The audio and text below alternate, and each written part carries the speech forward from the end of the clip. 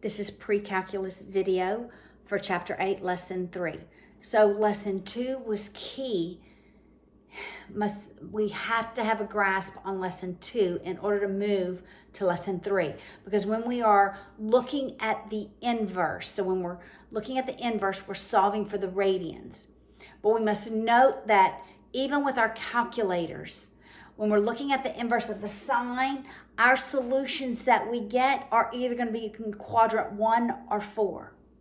When we're looking at the inverse of the cosine, the solutions that we get are only going to be in quadrants 1 and 2. And for the tangent, same as the sine, 1 and 4. However, we know that these functions, that these trig equations are cyclical in nature. So even though we're only going to come up with one solution, if we are looking at the sine, cosine, and tangent and trying to solve for the radians, when we use that inverse, it's only going to give us those solutions, but there are going to be other solutions, right? Because with the sine curve, remember it goes here to here, here to here, right? But when I look, and let's just say I want to know the sine of some angle, and I'm solving for those radians equals 1/2. I know that it's 1/2, but it's 1/2 somewhere here, it's 1/2 here, it's 1/2 here, it's 1/2 here, right? But I'm going to use inverse to solve for that t value or that value for x. And the same thing with the cosine. So I've got to figure a way to come up with all of the possible angles, all right? There are always 2 solutions for every value of radians here. If I'm looking at all within one cycle, right? There's one cycle. So there are 2 radian positions where the ratio is 1/2. But when I use inverse, it's only going to give me 1. All right, so tie this lesson closely into the previous lesson and reminding ourselves that inverse sine, quadrant 1 and 4, inverse tan, quadrant 1 and 4, cosine, inverse, quadrants 1 and 2. All right? Now, the distance, so let's just go through these examples. I think it just helps to begin working them. All right, so look at example 1. We begin with the cosine. All right, so we have the cosine of x equals 0.6. To solve for that x, remember in our calculators, we always did inverse cosine 0.6 equals x. We only came up with one value. But if I graph this, right, it's 0.6 here and 0.6 there. I need all of them. But when I use the inverse in my calculator, it's limiting the domain between 0 and pi. It's only going to give me this solution. So when I do inverse cosine 0.6, that's what I get in my calculator. X is 0.9273. Now this is going to repeat, right? That distance is 2 pi. So it's going to be plus minus 2k pi. But how do I come up with that other solution? That solution, the cosine of any angle, because if I just go back this way, right? The distance here, this is going to give me that angle, is the same as the cosine of the negative radians. So that's what I do, because that gives me this one. the distance between going negative in that one is going to be 2 pi. All right, so the cosine of any angle is the same ratio as the cosine of that negative angle. So x is not just positive 0.9273. That x value is also negative 0.9273 plus minus 2 k pi. So for the sine, when we're trying to find all of them, all of the solutions, right? Reminding ourselves when we, in our calculators, use that inverse cosine, we are limiting our solutions to the first and the second quadrant. And we have to use that property that the cosine of any radians is equal to the cosine of the negative radians because of this idea here, right? Because of how it repeats itself. And so to get all of the solutions, we have to do both of those, positive and negative of that angle. All right, now what if we're talking about the sine? If we're talking about the sine, in example 2. All right, so I'm going to write that on the board. All right, so the cosine of that radians is equal to the cosine of the opposite because of the cyclical nature of the cosine curve, all right? And then it's plus and minus 2k pi because the period of the cosine is 2 pi. Now the sine of x equals negative 0.75. Now when we do the inverse of the sine, I'm gonna erase this now, because when we do the inverse, remember we're limited to quadrants. There's the sine. We're limited to quadrants 4 and 1. Negative 0.75. So we're back here, negative 0.75, right? But I know that there are a couple. This one, where it's negative 0.75 is 2 pi away from this one. But how far is it from that one? All right, we're gonna look. All right, so when we do the inverse of that in our calculators, second sine negative 0.75, we get that negative angle because I'm in that quadrant. All right, so what is x? X is negative 0.8481 plus minus 2k pi. So for the sine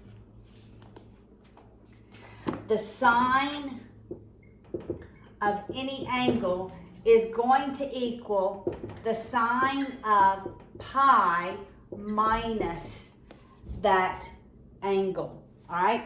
So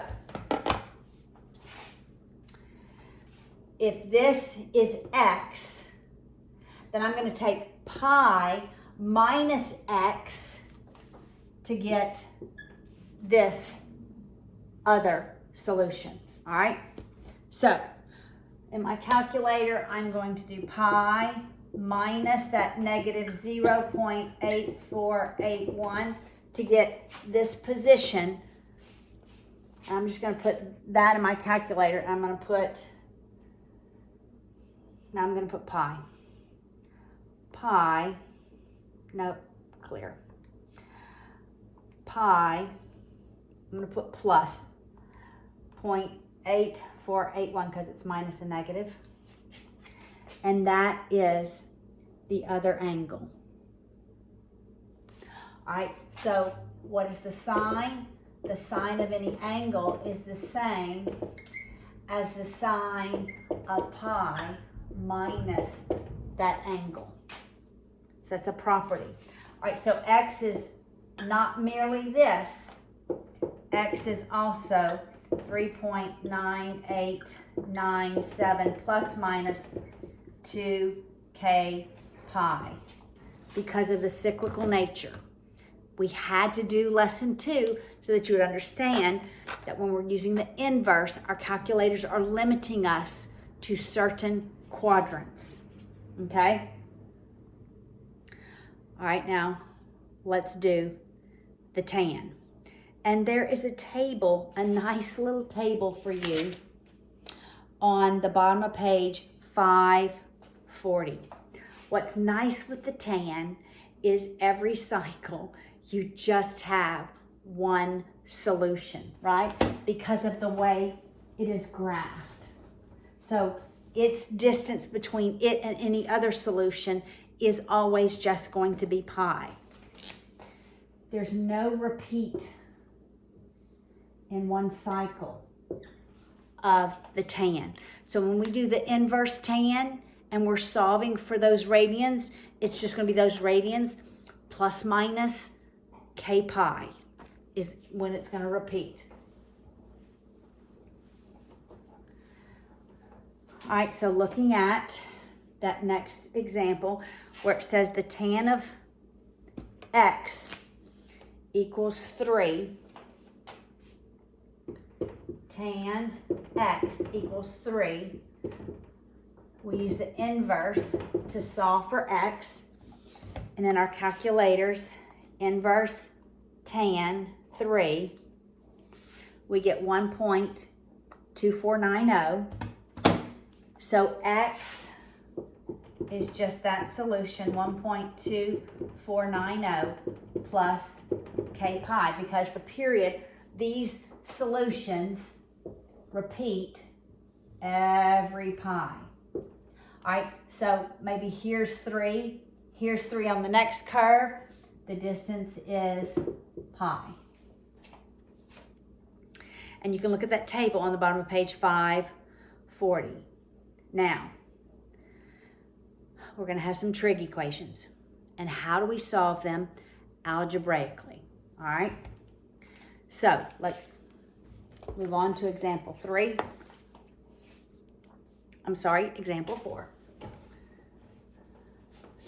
And we're going to use what we know, these properties and those properties, all right? All right, so example 4.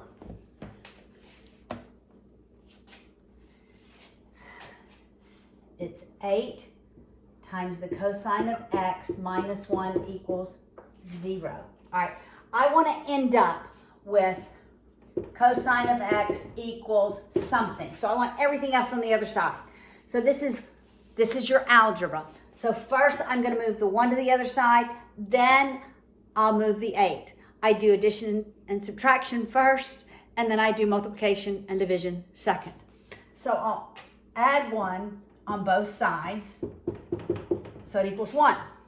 I'll divide by 8.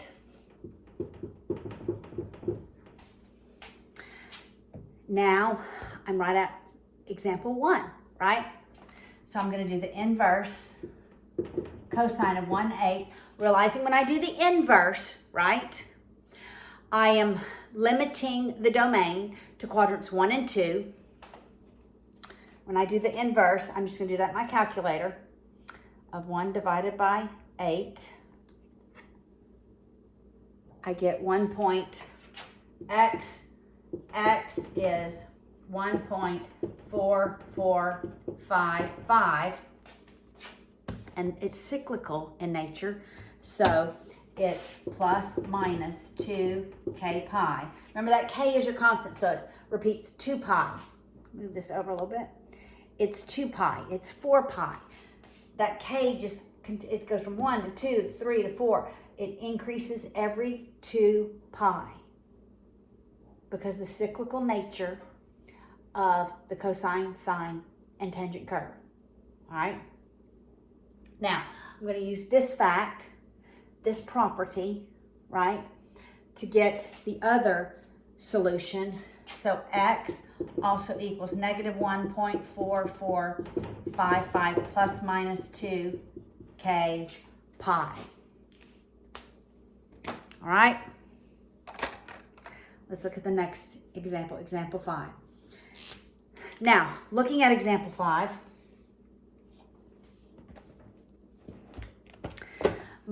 these radians, this ratio, sorry about that. Maybe this one should go under comedy too, huh? These radians, this ratio rather, is on the unit circle. When the ratio, I keep saying radians, it's ratio. When this ratio is on the unit circle, I'm not using my calculator. So, when I have 0, 1, negative 1, square root of 2 over 2, positive or negative, 1/2, positive or negative, square root of 3 over 2, positive or negative, I'm using the radians on the unit circle. I am not using my calculator. So when I do the inverse sine, square root of 2 over 2, I know that's in the first quadrant. It's pi over 4. All right? So u is pi over 4 plus minus 2k pi. Now, it's not just pi over 4, it's pi minus pi over 4. All right? So pi, I'll do that up here. A whole pi, which is really 4 pi over 4, minus pi over 4 is going to give me 3 pi over 4.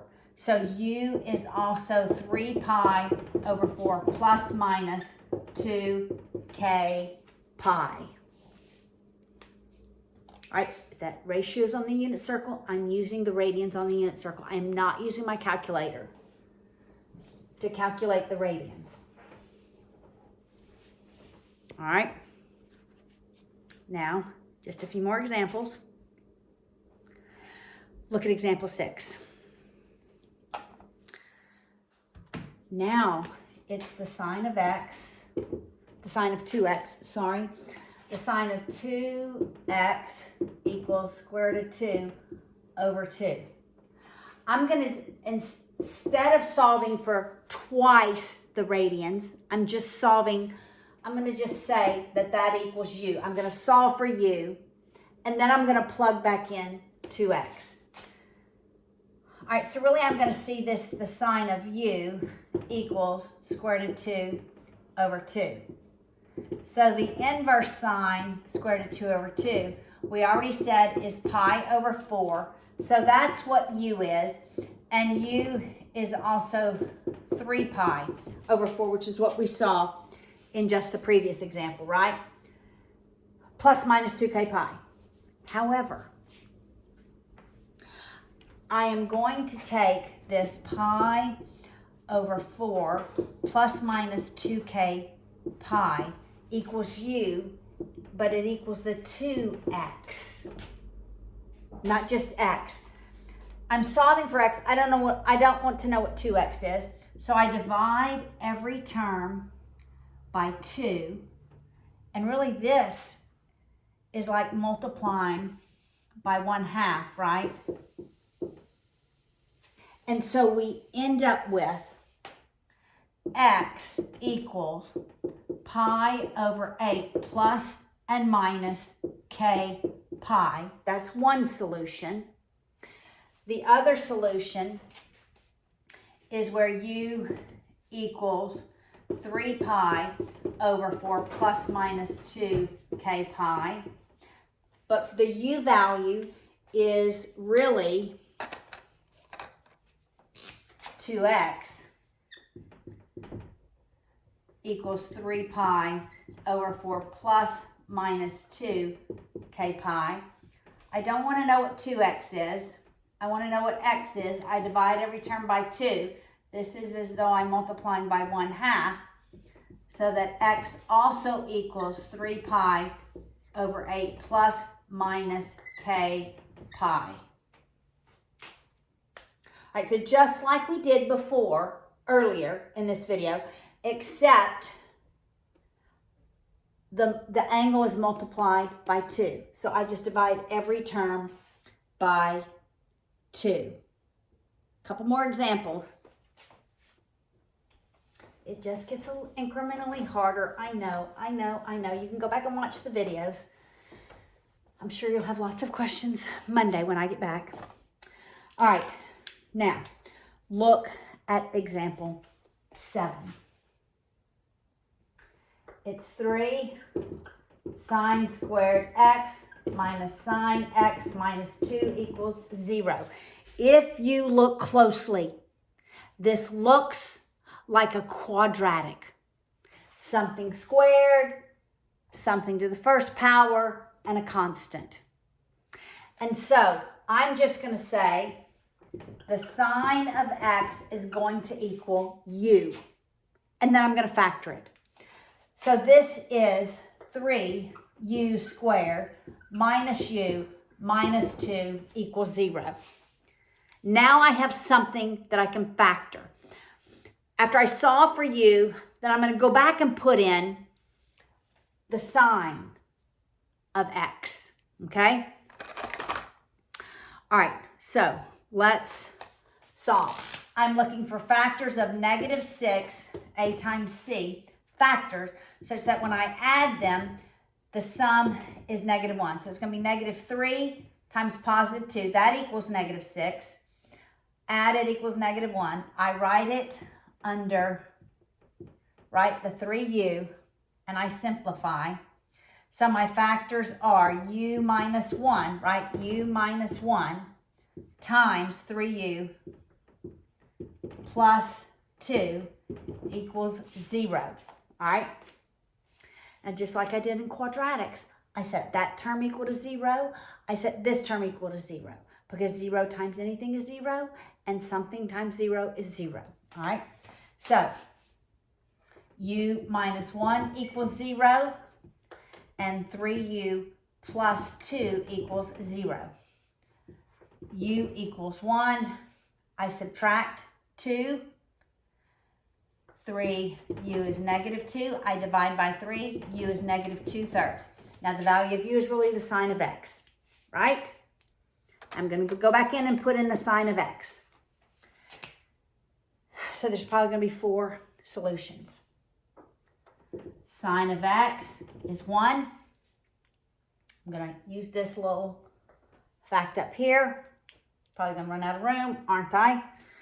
All right, so the inverse of 1 equals x. Where is the sine? Remembering when I do the inverse, I'm in quadrant 1 and quadrant 4. It's going to be in quadrant 1.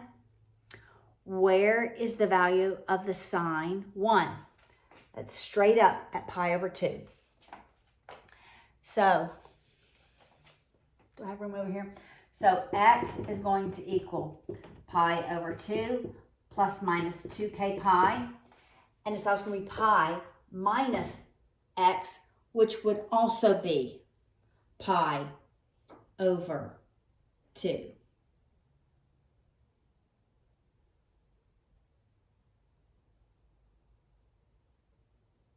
Okay, that would be the same. Pi minus pi over 2 is pi over 2. So for that factor, we only have 1 because when I do both of those, it's the same. All right, now this is going to put me in the 4th quadrant. So it's the sine of x is -2/3. I'll do the inverse sine.